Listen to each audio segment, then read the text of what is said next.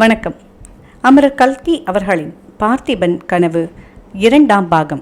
அதில் அத்தியாயம் 14 வயதான தோஷந்தான்.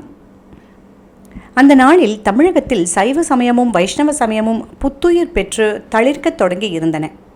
இவ்விரு சமயங்களிலும் பெரியார்கள் பலர் தோன்றி திவ்ய ஸ்தல யாத்திரை என்ற விஜயத்தில் தமிழ்நாடெங்கும் யாத்திரை செய்து பக்தி சுடர் விளக்கு ஏற்றி ஞான ஒளியை பரப்பி வந்தார்கள். அமுதொழுகும் தமிழில் கவிதா ரசமும் இசை இன்பமும் ததும்பும் தெய்வீக பாடல்களை இயற்றி வந்தார்கள். அந்நாளில் தமிழகத்தில் வாழ்ந்து வந்த சைவ பெரியார்களுக்குள்ளே திருநாவுக்கரசர் இணையற்ற மகிமையுடன் விளங்கினார். மகேந்திரவர்ம சக்கரவர்த்தியின் காலத்திலேயே பிரசித்தி அடைந்து தமிழகத்தின் போற்றுதலுக்கு உரியவராகிவிட்ட அப்பர் சுவாமிகள் விக்கிரமன் நாடு கடத்தப்பட்ட போது முதிர்ந்த மூப்பின் காரணமாக அதிகமாய் நடமாடவும் இயலாத தள்ளாமையை அடைந்திருந்தார். அந்த தள்ளாத பிராயத்திலும் அவர் ஸ்தல யாத்திரை சென்றிருந்து சமீபத்தில் திரும்பி வந்திருக்கும் செய்தியை குந்தவி தேவி அறிந்தாள். அப்பெரியாரை தரிசிப்பதற்காக காஞ்சியில் பிரசித்தி பெற்று விளங்கிய சைவ மடாலயத்துக்கு ஒரு நாள் அவள் சென்றாள். முதிர்ந்து கனிந்த சைவ பழமாக விளங்கிய அப்பர் சுவாமிகள் சக்கரவர்த்தியின் திருமகளை அன்புடன் வரவேற்று ஆசை கூறினார். அவரை பார்த்து குந்தவி, சுவாமி, இவ்வளவு தள்ளாத நிலைமையிலும் எதற்காக தாங்கள் பிரயாணம் செய்ய வேண்டும்? தாங்கள் தரிசிக்காத ஸ்தலமும் இருக்கிறதா? எங்கே போயிருந்தீர்கள் என்று கேட்டாள். அதற்கு அப்பர், குழந்தாய், தில்லை பதிவரையிலேதான் போயிருந்தேன். பொன்னம்பலத்தில் ஆடும் பெருமானை எத்தனை தடவை தரிசித்தால்தான் என்ன? இன்னும் ஒரு முறை கண்ணார கண்டு இன்புற வேண்டுமென்ற ஆசை உண்டாகத்தான் செய்கிறது. ஆஹா, அந்த ஆனந்த நடனத்தின் அற்புதத்தை தான் என்னவென்று வர்ணிப்பேன். அந்த பேரானந்தத்தை அனுபவிப்பதற்காக மீண்டும் மீண்டும் மனித பிறவி எடுக்கலாமே என்று கூறிவிட்டு பாதி மூடிய கண்களில் ஆனந்த கண்ணீர் பெருக பின்வரும் பாசுரத்தை பாடினார்.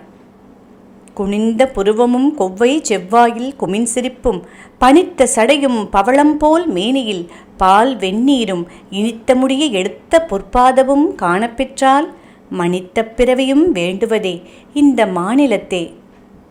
பாட்டு முடிந்த பின்னர் அப்பர் சுவாமிகளின் சற்று நேரம் மெய்மறந்து பரவச நிலையில் இருந்தார். முன்பெல்லாம் இப்படிப்பட்ட சந்தர்ப்பத்தில் குந்தவி பக்தி பரவசமடைந்து ஆனந்த கண்ணீர் பெருக்கி இருப்பாள். ஆனால் இன்றைக்கு அவள் மனம் அவ்வாறு பக்தியில் ஈடுபடவில்லை. அப்பர் ஒருவாறு சுய உணர்வு அடைந்த போது குந்தவி அவரை நோக்கி, சுவாமி, சோழ நாட்டில் யாரோ ஒரு சிவனடியார் புதிதாக தோன்றி ராஜரீக காரியங்களில் எல்லாம் தலையிடுகிறாராமே, தங்களுக்கு அவரை தெரியுமா என்று வினவினாள். அவளுடைய வார்த்தைகளை அரைக்குறையாகவே கேட்டா பெரியார், என்ன குழந்தாய், சோழ நாட்டில் தோன்றியிருக்கும் சிவனடியாரை பற்றி கேட்கிறாயா? ஆஹா, அவரை பார்க்கத்தானே அம்மா நான் முக்கியமாக யாத்திரை கிளம்பினேன். நான் அவரை பார்க்க வருகிறேன் என்று தெரிந்ததும் அவரே என்னை தேடிக்கொண்டு புறப்பட்டார். தில்லைப்பதியிலே நாங்கள் சந்தித்தோம். ஆஹா, அந்த பிள்ளைக்கு ஞான சம்பந்தன் என்ற பெயர் எவ்வளவு பொருத்தம்! பால்மணம் மாறாத அந்த பாலகருக்கு எப்படித்தான் இவ்வளவு சிவஞான செல்வம் சித்தியாயிற்று! என்ன அருள்வாக்கு! அவர் தாய்ப்பால் குடித்து வளர்த்த பிள்ளை இல்லை, ஞானப்பால் குடித்து வளர்த்த பிள்ளை அம்மா. இல்லாவிட்டால் முகத்தில் மீசை முளைப்பதற்குள்ளே இப்படிப்பட்ட தெய்வீக பாடல்களையெல்லாம் பொழிய முடியுமா என்றெல்லாம் அப்பர் பெருமான் வர்ணித்து கொண்டே போனார். குந்தவி பொறுத்து பொறுத்து பார்த்தாள். கடைசியில் குறுக்கிட்டு, சுவாமி, நான் ஒருவரை பற்றி கேட்கிறேன், தாங்கள் இன்னும் ஒருவரை பற்றி சொல்கிறீர்கள். நான் சொல்லும் சிவனடியார் முகத்தில் மீசை முளைக்காதவர் அல்ல, ஜடா மகுடதாரி, புலித்தோல் போர்த்தவர் என்றாள். குழந்தாய், நீ யாரை பற்றி கேட்கிறாயோ எனக்கு தெரியாது. ஜடா மகுடத்துடன் புலித்தோல் தரித்த சிவனடியார்கள் எத்தனையோ பேர் இருக்கிறார்கள்.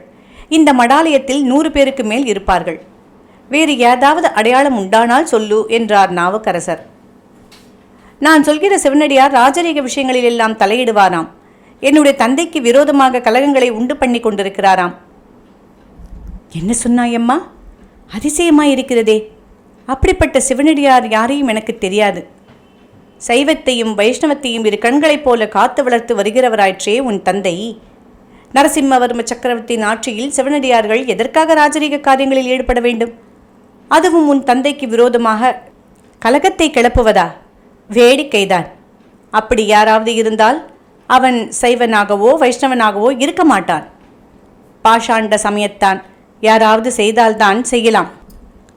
நான் போய் வருகிறேன் சுவாமி என்று குந்தவி அவருக்கு நமஸ்கரித்து விடை பெற்று கொண்டு கிளம்பினாள்.